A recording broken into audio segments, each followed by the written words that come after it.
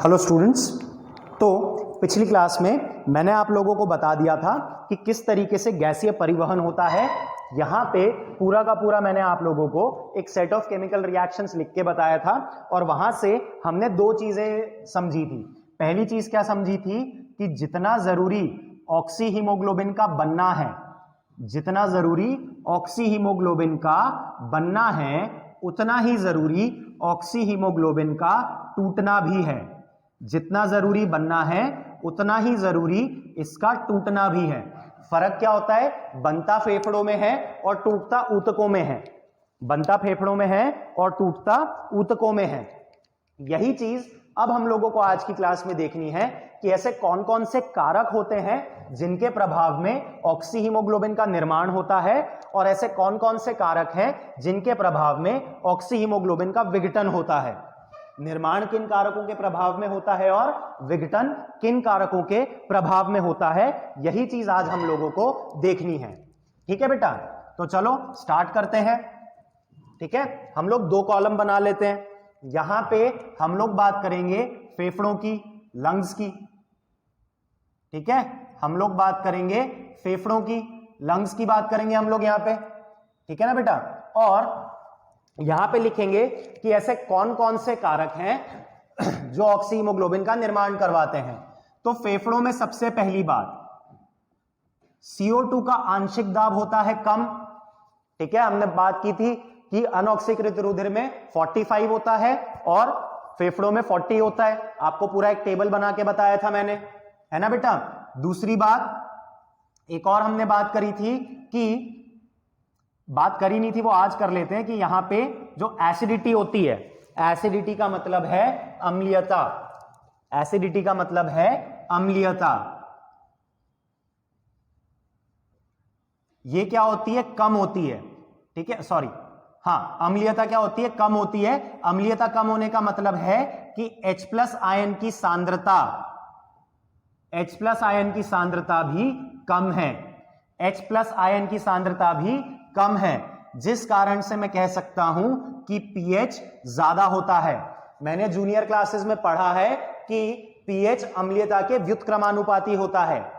pH अम्लीयता के व्युत्क्रमानुपाती होता है। तो यहां पे क्या होता है? यहां पे pH बढ़ जाता है। चौथा कारक यहां पे क्या होगा कि यहां पे ऑक्सीजन का आंशिक दाब ज्यादा होता है। फेफड़ों में 104, अनऑक्सीकृत रुधिर में 40। फेफड़ों में 104, अनऑक्सीकृत रुधिर में 40। और यहां पे क्योंकि हमारे फेफड़े वायुमंडल की वायु के कांटेक्ट में होते हैं, तो जो तापमान होता है फेफड़ों का तापमान होता है वो बाकी शरीर की तुलना में 0.1 से 0.2 डिग्री के आसपास कम होता है। 0.1 से 0.2 डिग्री कम होता है। इन सभी कारकों का प्रभाव क्या पड़ता है? इन सभी कारकों के प्रभाव में ऑक्सी हीमोग्लोबिन का निर्माण होता है। सभी कारकों के प्रभाव में ऑक्सी हीमोग्लोबिन का निर्माण होता है। ठीक है बेटा, अब निर्माण होने का क्या मतलब है? निर्माण होने का यह मतलब है कि यहां पे ऑक्सीजन और हीमोग्लोबिन के बीच की बंधुता बढ़ जाती है। ऑक्सीजन और हीमोग्लोबिन के बीच की बंधुता बढ़ जाती है। दोनों का एक दूसरे के प्रति जो आकर्षण होता है वो बढ़ जाता है। ठीक है, और दोनों मिलके क्या बना लेते हैं? दोनों मिलके ऑक्सी हीमोग्लोबिन बना लेते हैं। अब हम लोग बात करते हैं ऊतकों की, टिश्यूज की। अब हम लोग ऊतकों की बात करते हैं कि ऊतकों में क्या कारक होते हैं जिनके प्रभाव में ऑक्सी हीमोग्लोबिन टूटता है। तो बेटा ध्यान से देखो, जो कारक उसका निर्माण करवा रहे हैं, जो कारक ऑक्सी हीमोग्लोबिन का निर्माण करवा रहे हैं, उसके ठीक उल्टे कारक अगर आप ले लोगे, ठीक उल्टे कारक अगर आप ले लोगे तो यहां पे ऑक्सी हीमोग्लोबिन क्या होगा? टूट जाएगा। ठीक उल्टे कारक अगर ले लोगे तो ऑक्सी हीमोग्लोबिन क्या होगा? टूट जाएगा। तो फेफड़ों में क्या होगा? अगर PCO2 कम है तो ऊतकों में PCO2 हो जाएगा ज्यादा। ऊतकों में अम्लीयता भी क्या होगी? ऊतकों में अम्लीयता भी अधिक होगी। अम्लीयता अधिक होना मतलब H+ सांद्रता भी अधिक होना। H+ सांद्रता भी अधिक होगी। समझ में आ रहा है बेटा? H प्लस सांद्रता क्या होगी? H प्लस सांद्रता भी अधिक होगी, ठीक है, H प्लस सांद्रता भी अधिक होगी। और तीसरी चीज, अगर अम्लीयता अधिक है तो pH क्या होगा? कम हो जाएगा। pH कम क्योंकि व्युत्क्रमानुपाती होता है अम्लीयता से, ठीक है, अम्लीयता अधिक तो pH कम। साथ ही साथ ऊतकों में ऑक्सीजन का आंशिक दाब कम होता है, 40 होता है, यहां 104 है, वहां 40 होता है, ठीक है। और अभी अभी हमने एक फैक्ट बताया कि तापमान क्या रहेगा ऊतकों में? तापमान ऊतकों में फेफड़ों की तुलना में अधिक रहेगा। इन सभी का प्रभाव क्या पड़ेगा? इन सभी का प्रभाव यह पड़ेगा कि जो ऑक्सी हीमोग्लोबिन बना था वो ऑक्सी हीमोग्लोबिन अब टूट जाएगा और ऑक्सीजन मुक्त हो जाएगा। ये मुक्त हुआ ऑक्सीजन ऊतकों में इसका विसरण हो जाएगा, ऊतकों में विसरण कम हो जाएगा। इसका मतलब यहां पे ऑक्सीजन और हीमोग्लोबिन के बीच की बंधुता कम हो जाती है, ऑक्सीजन और हीमोग्लोबिन के बीच की बंधुता कम हो जाती है, ठीक है। बहुत इंपॉर्टेंट है बेटा, इसको समझना बहुत अच्छे से। क्या बोल रहे हैं हम लोग? ऊतकों में बोल रहे हैं PCO2 अधिक, अम्लीयता अधिक मतलब H प्लस की सांद्रता अधिक, pH कम, PO2 कम, तापमान भी अधिक, तो बंधुता क्या हुई? बंधुता कम हो गई ऑक्सीजन और हीमोग्लोबिन के बीच की। और जो ऑक्सी हीमोग्लोबिन बना था, जो ऑक्सी हीमोग्लोबिन बना था वो क्या होगा? टूट जाएगा, ठीक है बेटा, क्या होगा? वो टूट जाएगा। समझ में आया बेटा सबको? यहां पे ये बहुत इंपॉर्टेंट है, समझ में आया? चलो अब हम लोग एक नया टर्म यहां पे लाने जा रहे हैं, हम लोग एक नया टर्म यहां पे लाने जा रहे हैं।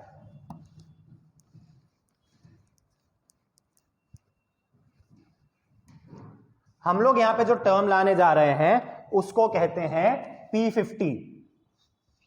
क्या कहते हैं उसको? P50। P50 क्या होता है? ऑक्सीजन का वह आंशिक दाब, ऑक्सीजन का वह आंशिक दाब जिस पर हीमोग्लोबिन 50%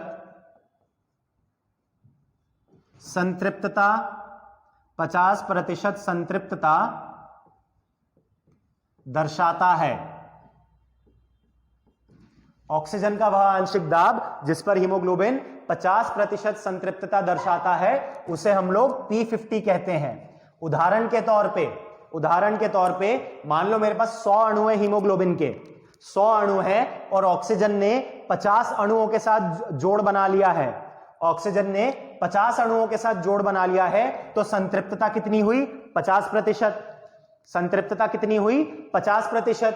तो ये 50% संतृप्तता के पहुंचने के लिए ऑक्सीजन का कितना दाब मुझे चाहिए वो कहलाएगा P50। क्या कहलाएगा बेटा? P50। अब एक बहुत इंपॉर्टेंट बात, P50 जो होता है वो हीमोग्लोबिन की ऑक्सीजन के साथ जो बंधुता होती है उस बंधुता के व्युत्क्रमानुपाती होता है, बंधुता के व्युत्क्रमानुपाती होता है। यानी कि यदि P50 का मान अधिक हुआ तो जो बंधुता है ऑक्सीजन और हीमोग्लोबिन के बीच वो कम हो जाएगी। और यदि P50 का मान कम हुआ तो ऑक्सीजन और हीमोग्लोबिन के बीच की जो बंधुता होती है वो क्या होगी? बढ़ जाएगी, ठीक है। पिछला जो अब भी टॉपिक पढ़ाया था उसको याद करो।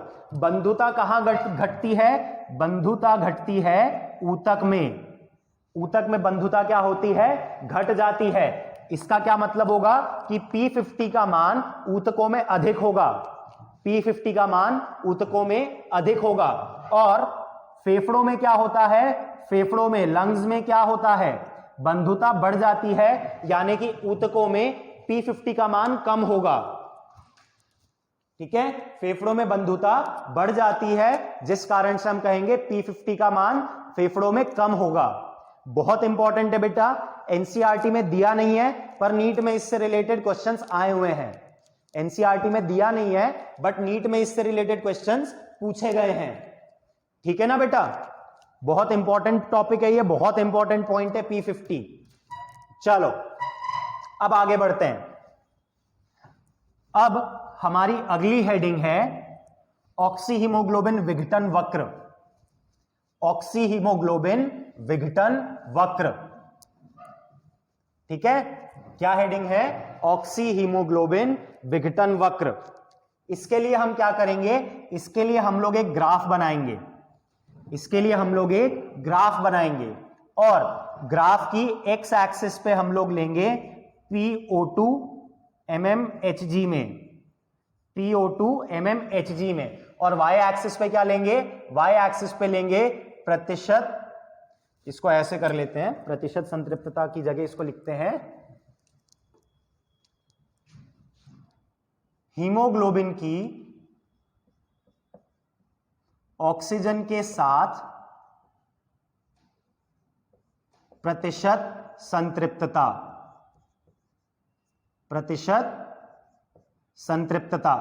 ठीक है, कितने प्रतिशत संतृप्तता ऑक्सीजन के साथ हीमोग्लोबिन बताएगा? तो इसको हमने बोल दिया 0, ये क्या हो गया? 0। अब अगर पार्शियल प्रेशर, आंशिक दाब 0 है तो संतृप्तता भी 0 होगी। आंशिक दाब अगर 0 है तो संतृप्तता भी 0 होगी। जैसे जैसे आपका आंशिक दाब बढ़ता जाएगा संतृप्तता बढ़ती जाएगी, और फाइनली जब इस पॉइंट X पे जब सारे हीमोग्लोबिन के अणु ऑक्सीजन से जुड़ जाएंगे तो हम कहेंगे कितनी संतृप्तता हो गई? 100%। कितनी संतृप्तता हो गई? 100%। ये जो आकार मिला है आपको, ये जो आकार मिला है इस वक्र का, इसको कहते हैं सिग्मोइड आकार। क्या कहते हैं इसे? सिग्मोइड आकार। सिग्मोइड आकार का आपको ऑक्सीहीमोग्लोबिन विघटन वक्र मिलता है। ठीक है, सिग्मोइड आकार का ऑक्सीहीमोग्लोबिन विघटन वक्र आपको मिलता है। अब बेटा यहां पे बहुत इंपॉर्टेंट पॉइंट, अब हम बंधुता की बात करेंगे। हमने अभी अभी पढ़ा कि बंधुता जो होती है फेफड़ों में बढ़ जाती है ऑक्सीजन और हीमोग्लोबिन के बीच की, तो बढ़ी हुई बंधुता इस वक्र को लेफ्ट की तरफ ले जाएगी, इस वक्र को लेफ्ट की तरफ ले जाएगी। और बढ़ी हुई बंधुता कहां होती है? लंग्स में। बढ़ी हुई बंधुता कहां होती है? लंग्स में, फेफड़ों में। तो इसी प्रकार से घटी हुई बंधुता कहां मिलेगी? घटी हुई बंधुता मिलेगी ऊतकों में। तो ऊतकों में वक्र कैसा हो जाएगा? Right shift. ऊतकों में राइट शिफ्ट दाईं तरफ और फेफड़ों में बाईं तरफ। ठीक है, वक्र का मुड़ना, वक्र का शिफ्ट होना, किस तरफ शिफ्ट होना? वक्र का अगर शिफ्ट में बात करूं दाईं तरफ, तो दाईं तरफ अगर वक्र शिफ्ट हुआ है तो यहां पे क्या हुआ है? जो बंधुता है, किसके बीच की बंधुता? ऑक्सीजन और हीमोग्लोबिन के बीच की बंधुता वो घट गई है। और बाईं तरफ अगर शिफ्ट हुआ है तो इनके बीच की बंधुता क्या हुई है? बंधुता बढ़ गई है। ठीक है, अभी अभी हमने देखा बंधुता बढ़ती है फेफड़ों में तो लेफ्ट शिफ्ट होगा फेफड़ों में, बाईं तरफ शिफ्ट होगा फेफड़ों में, और बंधुता घटती है ऊतकों में तो दाईं तरफ शिफ्ट होगा ऊतकों में। अब ऐसा क्यों होता है? ऐसा इसलिए होता है कि ऊतकों में PCO2 जो होता है ये अधिक होता है। PCO2 अधिक होने से क्या होता है? ऑक्सीहीमोग्लोबिन टूट जाता है। PCO2 अधिक होने से ऑक्सीहीमोग्लोबिन टूट जाता है। इसको हम लोग कहते हैं बोहर प्रभाव। इसको हम लोग कहते हैं बोहर प्रभाव। बोहर प्रभाव क्या होता है? CO2 की बढ़ी हुई सांद्रता के कारण ऑक्सीहीमोग्लोबिन का टूटना। ठीक है, क्या होता है बेटा, CO2 की बढ़ी हुई सांद्रता के कारण ऑक्सी हीमोग्लोबिन का टूटना, उसे हम लोग क्या कहते हैं, बोहर प्रभाव। CO2 की बढ़ी हुई सांद्रता के कारण ऑक्सी हीमोग्लोबिन का टूटना। और फेफड़ों में क्या बोलेंगे, फेफड़ों में हम लोग बोलेंगे हैल्डेन प्रभाव। फेफड़ों में क्या बोलेंगे, हैल्डेन प्रभाव। क्या होता है हैल्डेन प्रभाव, हैल्डेन प्रभाव में ऑक्सी हीमोग्लोबिन का निर्माण होता है और बोहर प्रभाव में ऑक्सी हीमोग्लोबिन का विघटन होता है। फेफड़ों में ऐसा क्या होता है बेटा, फेफड़ों में क्या पढ़ा है हमने, फेफड़ों में क्या होता है, PCO2 कम होता है और PO2 अधिक होता है। फेफड़ों में PCO2 कम होता है और PO2 अधिक होता है। ठीक है बेटा, तो घटा हुआ PCO2 और बढ़ा हुआ PO2 ये ऑक्सी हीमोग्लोबिन का निर्माण करवा देंगे फेफड़ों में। तो निर्माण होना हैल्डेन प्रभाव, और बढ़ी हुई PCO2 की मतलब बढ़ी हुई CO2 की सांद्रता ऊतकों में ऑक्सी हीमोग्लोबिन का विघटन करवाएगी और इसी को हम लोग बोलेंगे क्या, बोहर प्रभाव। तो हैल्डेन प्रभाव आपको फेफड़ों में देखने को मिलेगा और बोहर प्रभाव आपको ऊतकों में देखने को मिलेगा। यही होता है ऑक्सी हीमोग्लोबिन विघटन वक्र। क्या होता है बेटा, ऑक्सी हीमोग्लोबिन विघटन वक्र। ठीक है, चलो अब ये तो वो बात हो गई जो आपकी किताब में ग्राफ दिया हुआ है। ठीक है, ये तो थ्योरेटिकल ग्राफ है, पूरा का पूरा थ्योरेटिकल ग्राफ है। अब प्रैक्टिकली बात करते हैं कि प्रैक्टिकली अगर आप किसी पेशेंट पे ग्राफ ये वाला निकालोगे तो प्रैक्टिकली कैसा आएगा। ठीक है, ये ग्राफ अगर आप किसी पेशेंट पे प्रैक्टिकली निकालोगे तो ये कैसा आएगा। ठीक है बेटा, प्रैक्टिकली अगर निकालोगे तो ये तो वो ग्राफ हो गया जो आपकी एनसीईआरटी में दिया है, ये वो ग्राफ हो गया जो आपकी एनसीईआरटी में दिया है। और ये ग्राफ कैसा होता है, ये ग्राफ प्योरली थ्योरेटिकल होता है, ये केवल थ्योरेटिकल ग्राफ है जो आपको इनके बीच में जो रिलेशन है, ऑक्सीजन और संतृप्तता के बीच में जो रिलेशन है वो बता रहा है। लेकिन हमने पढ़ा है कि जो अनऑक्सीकृत रुधिर होता है, जो अनऑक्सीकृत रुधिर होता है, अनऑक्सीकृत रुधिर में ऑक्सीजन का आंशिक दाब कितना होता है बेटा, 40, यानी कि ऑक्सीजन का आंशिक दाब शून्य नहीं है। यहां पे तो क्या हो गया, अगर आंशिक दाब शून्य है तब शुरू हो रहा है। हमारी बॉडी में ऑक्सीजन का आंशिक दाब कभी भी शून्य नहीं होता, अगर शून्य हो गया मतलब डेथ हो गई है।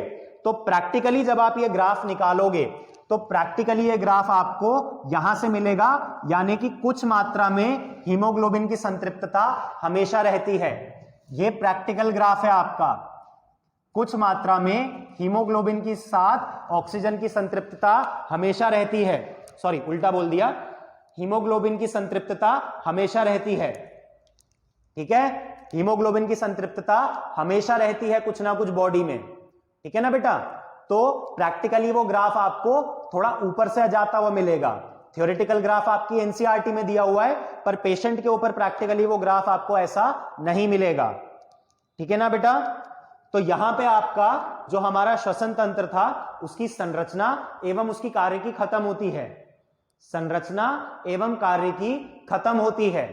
ठीक है बेटा, अगली क्लास में हम लोग पढ़ेंगे कि श्वसन क्रियाओं का नियमन कैसे होता है और श्वसन तंत्र के विकार क्या होते हैं। नियमन और विकार हम लोग अगली क्लास में पढ़ेंगे। तब तक के लिए घर पे रहिए, सेफ रहिए और पढ़ते रहिए। होमवर्क जरूर करके रखना जो मैंने दिया था आयरन वाला। ठीक है बेटा, चलो।